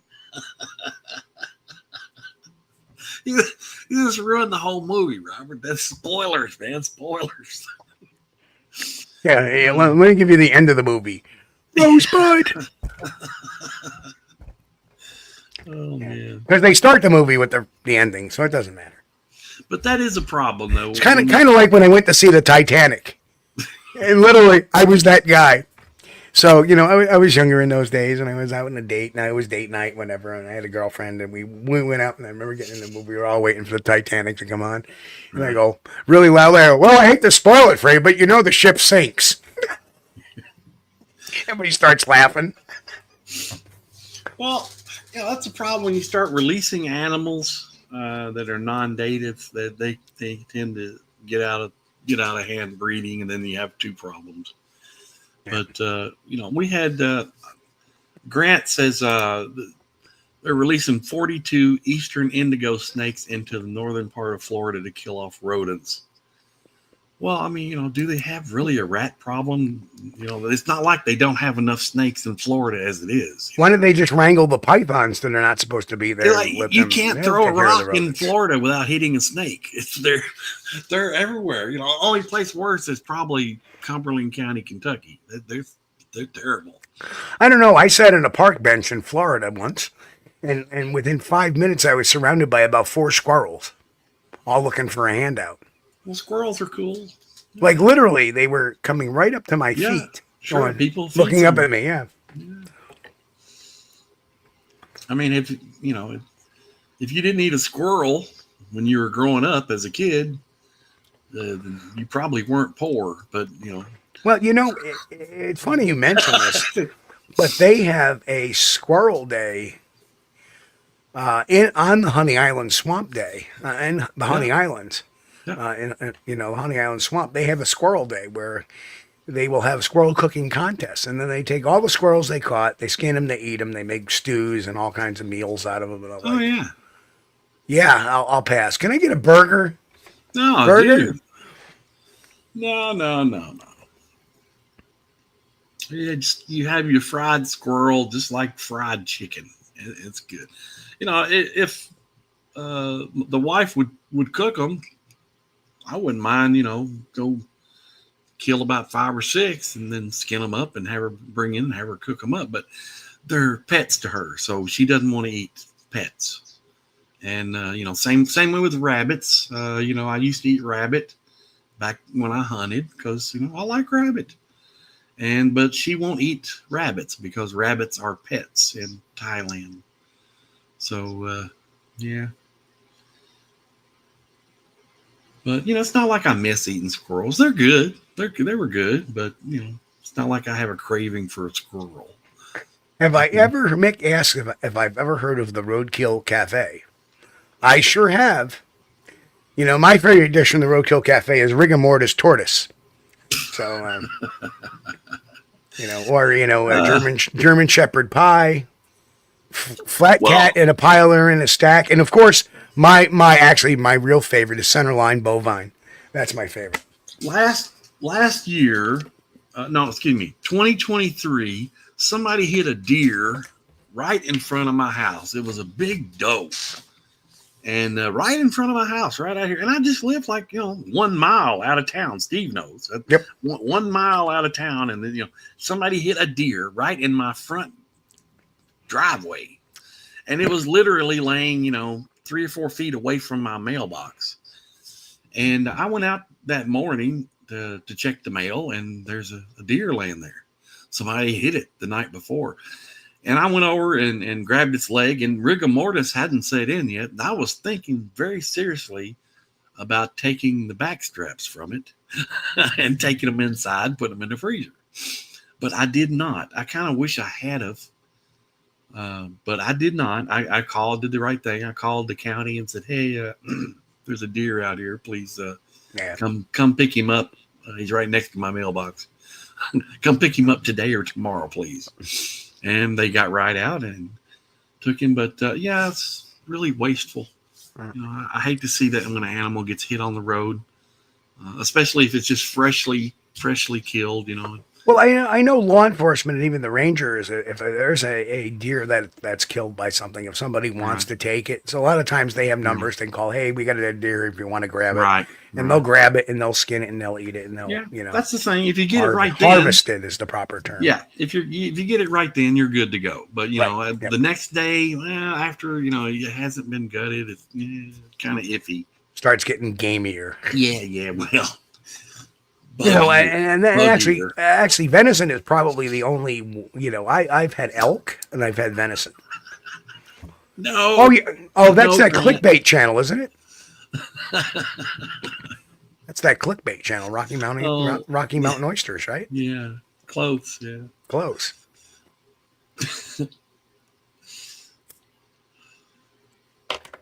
Let's see. Did we have? Let me go back to the starred question here. Yes, let's go back to our next question. I know you got a bunch of them here. There was a lot of comments, and that was, you already commented on this one. Danny said he liked the Independence Day video, but Steve doesn't. Yeah, we are. Yeah, we're going back to that. Yeah, it's CGI, and there was a few. There's a couple of frames in there where the Bigfoot carrying the baby. Yeah. Half of it's in front of the rock and the other half is behind the rock for 2 frames. And then it moves back to where the Bigfoot is completely behind the rock. So I forget the actual term that's called in CGI work, but it's just there. They overlap there a little bit, and and there's a couple of other frames too. And they're only like 3 or 4 frames, so they're really quick. But when you watch it, my eye is so keen to that. Yeah. And mind you, I've been looking at Bigfoot videos now since 1998. Sometimes it's just a tiny jerk in the motion, and you can go back and Sometimes it's a tiny jerk that makes the video too. But here's the one we had earlier from Outback Orchard. It said, "Steve." Not yet. Okay. And the reason why is that usually the month of April, they're clearing it out. Sometimes they don't open it till mid-April, depending on the winter. And we had a really late winter this year because there was still snowing up there. And you know, we got snow here on April 17th. It was just a flurry, but if we're getting flurries here, that could mean a couple inches up there. So, and usually they close the roads, and then when they're ready to open it up, it may be opened up now. I'll be getting up there shortly, but yeah. Yeah, and earlier Jay said, just don't walk your dogs close to the water. Yeah, if you're going to the Okefenokee or anywhere in Florida. Anywhere in Florida, don't walk your dog near the water. These creatures, these living dinosaurs love to munch on puppies. You know, there was this horrible video. And it was this guy who always had these videos of his dog chasing the gators back into the swamp. And it was a little dog. Right. And then one day, he messed with a gator, and the gator just grabbed him and dragged him under, and that was the last I saw of the dog. I got so angry at the guy for letting his dog do that. You know, why do you teach me? You know, it's like. Well, you know, I fully expect if a alligator grabbed one of our dogs, the wife would go in after it. Before me. Unfortunately, that dog would probably be dead by just the jaw pressure. Yeah, just crunch, and that's it. Yeah. Horrible. You know, and that's just me. I mean, you know, that's the reason why I don't hunt. I don't like killing things. I really don't. Strange as it may seem, as tough as I may seem, I have a lot of empathy for animals. And there's enough people shooting deer out there to keep the population down. They don't need one more of me. And same with our little critters. Whatever it is, I just have a big heart for animals. So. Well, yeah, I love animals too. But I grew up on the farm. Right. Yeah. I mean, it has a lot to do with your upbringing. Yeah. And I could raise a calf and then we could make a beef out of him later and I wouldn't think about it. My parents were city folks. You got to understand. Yeah, They came yeah, from yeah. they came from the New York City. They came from the Bronx. So they didn't hunt. The only hunting they did was at Macy's or Neiman Marcus or whatever Well, stores they had at the I'm a firm believer. If you go hunting, and I used to love to go hunting. I haven't been for a long time now, but I used to love to go hunting. But as long as you use what you harvest, I'm fine with it. Right. These guys going and catching fish. If they want to catch and release, well, that's great. Right. If they want to catch one and take it home, that's fine. But if they catch one and throw it on the bank, no, that's not right. Right. Yeah. That's not right. I look at it this way. I just can't. I can't do it. Now my son is a hunter. He'll go deer hunting and stuff. Yeah. And I'm sure he's probably had to take down coyotes and stuff as part of his job and stuff like that. And it's just not me. I can't do that. My wife is a Buddhist, and you know how they feel about hunting things. Yep. So out of respect for her, I stopped hunting, and I don't. It's a very admirable go thing. hunting. Yeah, I didn't want to affect her. We go hunting. I go hunting with a camera. Yeah, I prefer hunting. I go hunting with a camera, and I always said that because people will see me in camera. Oh, you're hunting? Yeah, I hunt with a camera. I like taking. That's why when I did the trail cam project, I was overjoyed seeing all these animals walking around. Just doing what they do. Because you don't get to see that because they all scamper away. Well, I saw this movie. I think it was 7 Years in Tibet. It's been a long time ago. Oh, yeah. The sequel was 6 Years in the Hood. Yeah. Well, they were digging a foundation for a temple or something they were building for the Buddhist monks there. And then the monks stopped them and said, whoa. They were hurting the worms. So they had to catch the worms and then take them and relocate them so they didn't get hurt. Well, I'm not that extreme. But I thought that was funny, and before I had met my wife Sandy, and when she was pregnant with our son, we used to go fishing a lot, but she didn't want to go fishing. She said, "No, I can't go fishing." I said, "Why not?" I mean, you're pregnant. Sure, I'll bring you a lawn chair, whatever. You don't have to stand up or something. And she said, "No, you don't understand. I can't hurt another animal. I can't kill an animal, can't hurt one." And I said, "Well, what do you mean? We're just going fishing. We're going to eat the fish." She said, "Yeah, I know, but she said, if you catch one, the hook will hurt his lip, and I can't hurt one." So the whole time while she was pregnant, we didn't go fishing. Isn't that weird? But I mean, well, excuse me, I said weird. That's rude. But it's different. Right. The way the Buddhist thinks, live and let live, I guess. Yeah. Which is a good rule. Good rule. Yeah, Brian says hunting is natural, though. Yeah, it is. It is. Yeah. But not for everybody. If you look at early Homo sapiens, you had your farmers and your Grasshopper hit the nail on the head right there.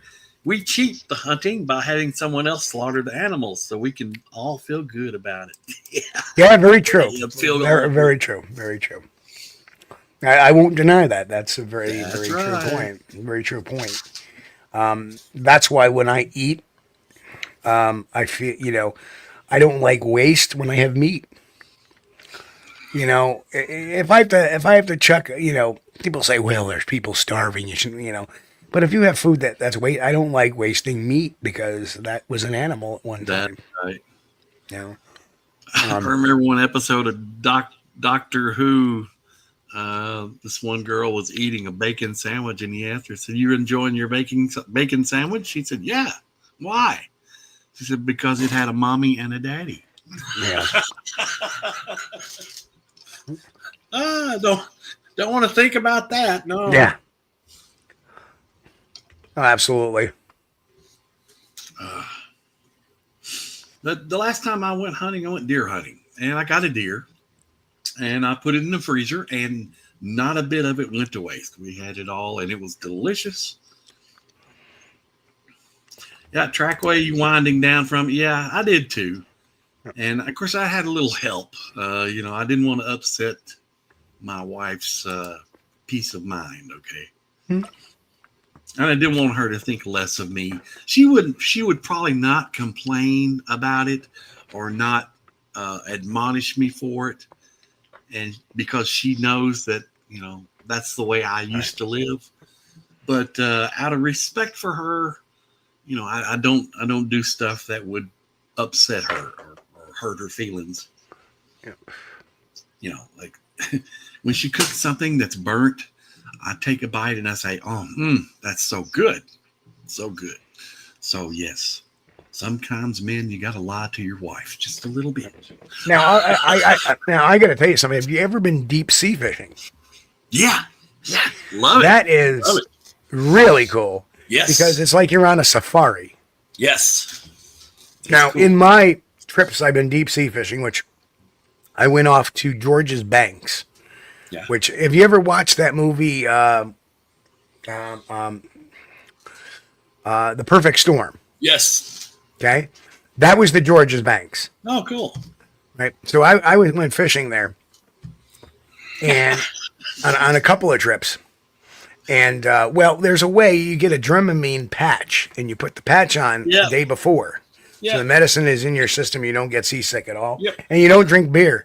I'm there to fish. I'm not there to get drunk. Yeah, that's right. And, they'll fillet the fish right there on the boat for you and everything. And so I come home. Usually, both trips I came home with over 20 pounds of cod. Wow. And, yep. And I had actually won the pool on the boat my last time out, which is many years ago. I caught a 43-pound hake. Wow. And it was 3 pounds off the world's record. That's cool. World's record was 46. I caught a 43-pounder. Won the pool on the boat, which was cool. Yeah. Turn around and, when we're going there, what I've seen on these trips, I remember the first wild animals I've ever seen in the actual wild was 2 schools of dolphins swimming by. 5 o'clock in the morning when they ring the bell, you get up because we start fishing at 6 o'clock. Yeah. In the morning because it's a 2-day trip. We're in the boat sleeping for 2 nights. Oh, I ain't never done that. No. Oh, it's nice. It's fun. It's real fun. So because we're way the hell out. We're a good couple hundred miles off the coast. Oh no, I ain't never been out that far. No. Yeah. Oh, it's spectacular. No, so here's these 2 schools, and the sea is perfectly calm, and there's a fog coming up. And I remember seeing 2 schools of dolphins going by, and that was just amazing to see that. And then there was another time where, and of course, you start fishing, and the blue sharks come. So you see a lot of blue sharks especially when they start carving up the fish, because they throw the guts overboard. Mm-hmm. So basically, they're chumming. And you see all of these blue sharks, and you'll sit there, and the boat will be going, and behind the boat's wake, you'll see these fins come up. Right. And that was really cool. And then we're coming back. No, Brian, I'm not. Brian asked if I was Buddhist. No. Nothing against them. I married one, but no, Baptist. And as we're coming back, the captain gets on the horn. He goes, "Hey, we're going to be crossing under us here in a minute. Will be 2 basking sharks. They look to be about 14 feet." And as we go by, here's these beautiful basking. Now, basking sharks are not attackers. They're not aggressive. They're bottom feeders, and they eat small fish and stuff like that. They're not like great whites or anything like that. Yeah. They're very similar, like a whale shark. And here's these beautiful 2 sharks together, just gray with spots on them. And what they do is they swim close to the surface, because that's why they call them bass, because they like basking in the sun. Yeah. And they cross on it. And then a little while later, he says, "Up, everybody go over to the starboard side. You'll see we have an onlooker." And we go over to the starboard side, and there's a sea turtle swimming alongside the boat, looking up at us. Checking in. Amazing. Just flipping amazing. And then we saw some whales too, some humpback whales. So just amazing time. Even if I didn't fish, it would have been just great to spend that money, sit and take a boat ride for 2 days and enjoy the trip. And you know, the one cool thing was one morning we got buzzed by a Coast Guard jet. You know, and they're making sure we're safe. Looking, probably checking you out and see if you're drug smugglers. No, I mean we're in a 125-foot fishing vessel. Oh yeah. So there's no way we're smuggling drugs, and they know where. But what they do is they fly over the ships to make sure everybody's doing okay. Yeah.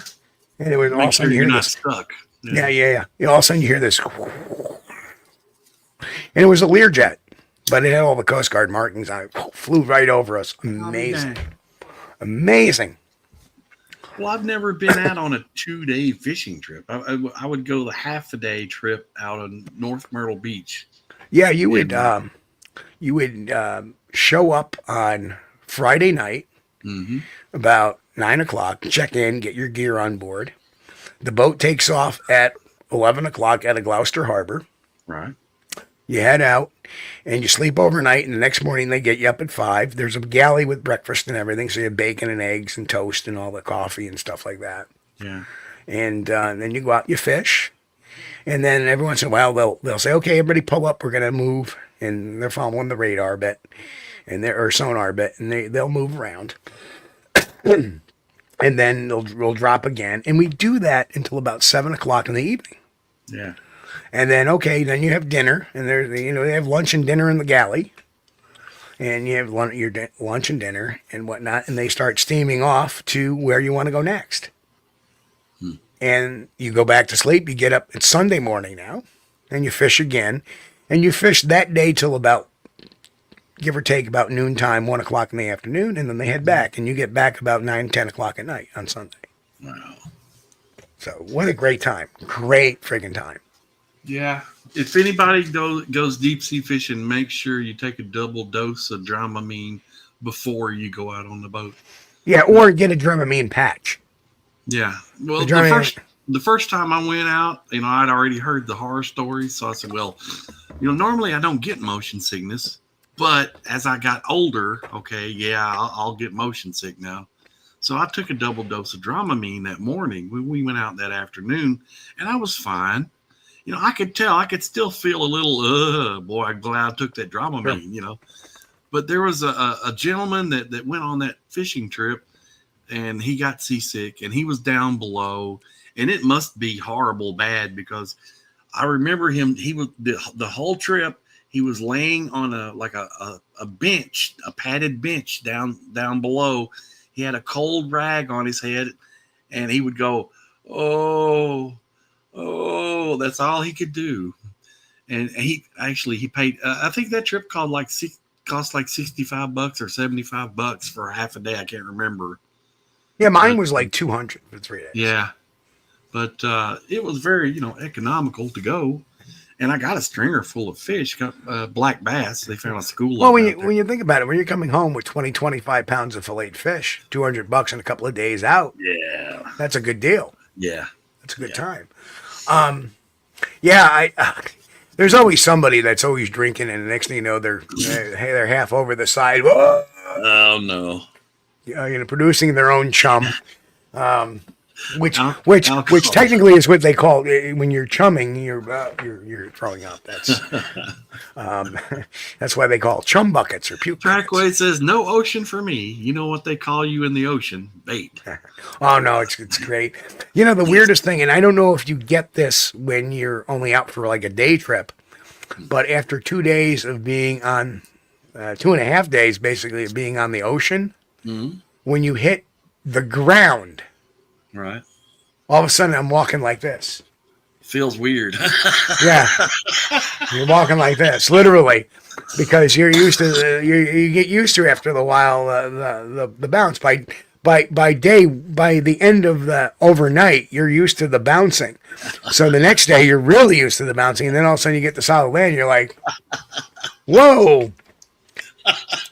Yeah, it's pretty cool. But you know what? It takes you, because of you're a terrestrial animal, it takes you all of about a half hour. Like, okay, everything's fine. Yeah, Jay, that guy paid money to get sick that day, but he did not. I don't guess he asked him around for any advice, about the motion sickness deal. And I went out one time. I remember the captain had the boat turned sideways to the waves because he was just cruising along, and then he found a school of fish. And of course, when they do that, they just the boat stops and it kind of hovers there in one spot. He said, "Okay, everybody, put your lines over the side now." And while we were, the waves was hitting the side of the boat, and this thing was rocking. Yeah, you get to rock a little bit, yeah. And I look over to my left and look over to my right, and the rail is starting to clear out. Everybody's getting sick. Everybody's getting sick, yeah. And so he said, "Oh well, man, folks, let me turn this boat a little bit, that way a little bit more steady." And that was great. I had plenty of room to catch fish. Wasn't crowded at all. That was a good time. Yeah, they didn't take their medicine, I don't guess. I don't know. Yeah, but you know what I did is I breaded those fillets and deep fried them, and best fish fries I've ever had. Well, and the freshness of them too. Yeah, I could go without fish for quite some time. I could eat fish, but it's not like I love it. It's not one of my favorite foods. Now, the wife, Sandy, she could eat fish every day. Of course, she was raised on an island. Yeah, and her dad. Yeah, I get sick of fish every day. To tell you the truth, but her dad was a commercial fisherman, and he would go out and he would come back every evening. He would bring home fresh fish, and they got to eat fresh ocean fish, catch of the day, anytime they wanted it. And now, I'm not a commercial fisherman. I'm a Gorton's fisherman. I go to the freezer section in the store. And give me some breaded fish sticks. Yeah, that's it. All right. Something without bones. Hey, Chris, we got to wrap up, brother. Oh, man. Look how fast the time flies. Well, I'm sorry, man. We got off subject, too. I'm sorry, guys. We've been talking about fishing. And the last half hour, we've kind of jawed off about Sorry. That's all right. But, we appreciate you guys hanging out with us. Thank you so much. And I don't know. I didn't see any new names in there tonight. We did. We have. We have? Okay, well. Yeah, ban everyone and ban everything. Yeah. And there's a couple, if you guys haven't subscribed to the channel yet, please feel free to do so. I mean, if they haven't left already. Yeah, if you're still here. But we appreciate you guys. Thank you so much. We have the greatest audience we could ever hope to have. And me and Steve both know this. And we are so honored and thrilled to have you guys here. Thank you for hanging out with us on Sunday nights and sometimes Wednesdays and Fridays. We appreciate you. Thank you so much. You guys checking out, listening on the podcast, come on over to the YouTube channel. It's youtube.com at squatchdtv, and that'll get you there. And, subscribe to the channel. Give us a like, thumbs up. That helps us with the algorithm, our daily battle against that algorithm. Yep.